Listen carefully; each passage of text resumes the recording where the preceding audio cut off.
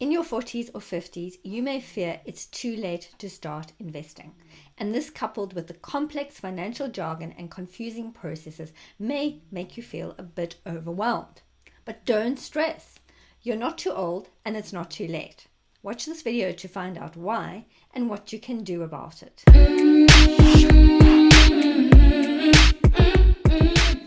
Hi there, I'm Michelle. Welcome to my channel, where we talk money and having more of it. In this video, we're going to talk about why it's not too late to get started investing when you're over 40 and how to go about it. And while time is your friend when it comes to investing, at 40 or 45 or even 55, you still have time on your side. Consider that you will reach conventional retirement age around 65 and are likely to be investing for a few years after that.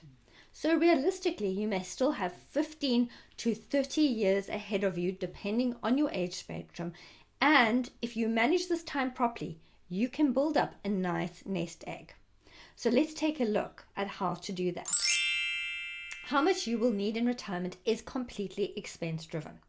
So the starting point to your investing journey is to identify what expenses you have now and how many of these you will still have in retirement. So take a look at your bank account and your credit card statements for a typical year or maybe 2 years and get how much you have spent during that year. Divide that by 12 and you have your monthly expenses. Now, some of these expenses will fall away in retirement. Maybe your commute, your corporate wardrobe, and childcare, but you will be adding on some more. Potentially you'd want to travel more, or you may unfortunately have more healthcare costs. The key is to be clear on how you want to live and what's important to you in terms of your values and your vision for your life. And that's really what investing is all about, giving you the life that you want.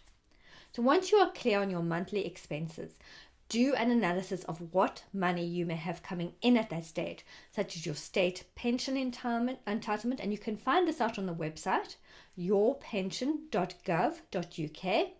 The portion of your expenses that isn't covered by whatever you're going to have coming in is what you want to invest for. And that's what we're going to look at now. So ideally you want to hop into a pension calculator, and I like the Nutmeg one, and that's what I'm going to use in this explanation. So looking at this Nutmeg calculator, the first thing you're going to need to know is what you want to live on per year, and we've already established that from your expenses. Then the calculator requires that you have a starting lump sum at least, and they have a minimum of 500, so I just slotted in the 500. You put in your starting age, your retirement age, and a reasonable market return.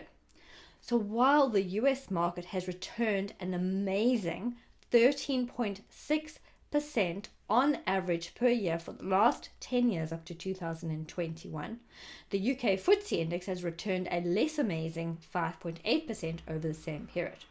The consensus, though, amongst experts in the field is that going forward returns are likely to be lower and closer to what the FTSE has achieved.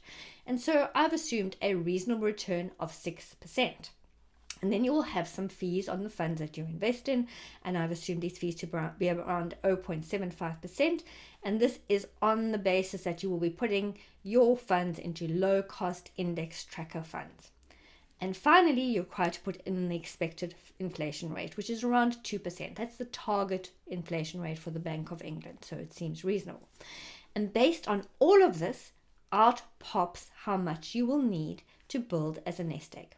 And we're going to call this your golden number. But more importantly, what you need to look at is how much you will have to invest per month to achieve that golden number. So I've put the calculator into the comments below so you can run through this whole process yourself. But don't be despondent. You can work around the figures. Maybe you have to work a bit longer. Maybe you have to decrease what you potentially could live on per year. But it is workable, and it puts you in the driving seat to knowing where you want to go. While you are getting started late, one thing you really want to do is take advantage of free money. And this is the places where you get the tax benefits, and the first place you can look to for this is your pension. So you get to invest the lesser of the amount you earned and 40,000 per year. And on the amount you invest, the government automatically deposits the tax at the basic rate into your investment. And if you are a higher rate taxpayer, you can claim the difference between the basic and your rate of tax on your tax return. If you are employed, you can have the added benefit of having your employer make a contribution as well. So a pension is a great way to get started, even though you cannot access the money until 55. And if you do access it beyond this point, it does reduce the amount you can add to it. In the UK, we also have the ISA, and you can contribute $20,000 per tax year into your ISA. And although this is money that you would have already paid tax on, once the money's in your ISA and invested in assets, any growth in these assets and income is totally tax-free. And you can access at any point. However, I would say you don't ideally want to access for at least 5, but preferably 10 years. The next thing to think about is the power of compounding. And the beauty of compounding is that it doesn't care when you get started, but it does care how long you have been investing for. And when you're getting started later, you don't have the luxury of having invested in your 20s and 30s and having built up a lump sum through compounding. So you need to get started as soon as possible for that magic of compounding to kick in. And remember, you've still got at least 15 to 30 years worth of investing for your compounding to work. So take a look at the impact your monthly contributions can make on that nest egg through compounding. Let's assume you're investing £100 per month for 20 years. You can earn 6% and you're paying 0.75% fee. You could build up a lump sum of about $35,000, and that would give you about $2,900 per year. Let's see you increase that monthly contribution to $1,000. You would build up a lump sum of $351,000, providing a $29,000 per year.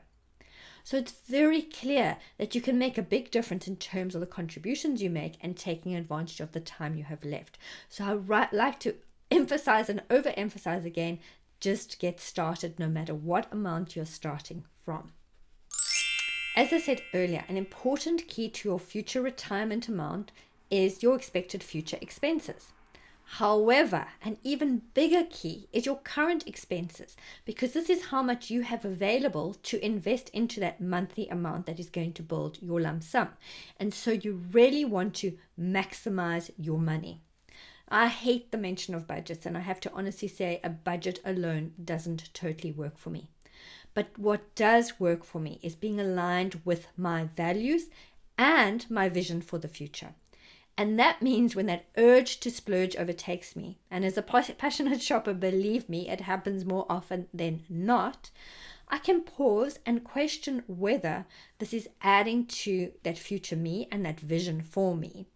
And more often than not, the answer is not really. And I realize I would much rather put that amount I was going to splurge into my investments for my future. And if you apply the same kind of thinking, I think it makes it a lot more easier to be passionate about building for that vision. Another important thing you want to avoid is misstepping. When we are starting late, we can start to hit the panic button with thinking we're not going to have enough, and we get enticed into those get rich quick schemes. You know, the ones that promise you the earth but cost the earth. Don't be tempted. And I can tell you, I'm an avid follower of all those shiny things, and it is hard to not get sucked into, if you do this, you'll make that kind of talking.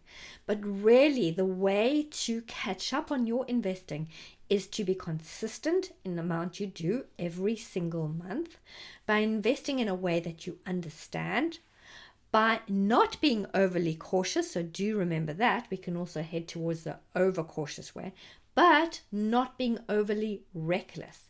And the way you do this is sticking to your investment plan with your eye on your investment goals.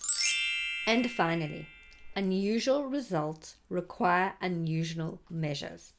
We've spoken about the expense side of things and cutting down your current expenses to facilitate you putting more into your investments to support your investing goals.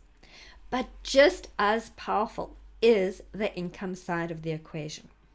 And yes, you may be starting investing later and feeling like this is putting you at a bit of a disadvantage, But to your advantage is the experience and the life skills you have accumulated to this point.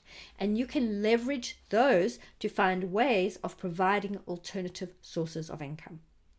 So think outside the box, challenge your comfort zone. And as Dave Ramsey, the US financial coaching guru, says, live like no one else today so you can live like no one else tomorrow. If you are ready to get started investing and want a little more info, grab the Investing 101 guide in the comments below. If you like this video, please let me know by liking it. Share it with other ladies who are ready to change their financial story. And for more financial education and money talk designed for women, please subscribe to my channel and hit the bell to be notified of when I post a video. It's been really nice chatting today, and I'm so appreciative of the fact that you've watched this entire video. I look forward to speaking with you again.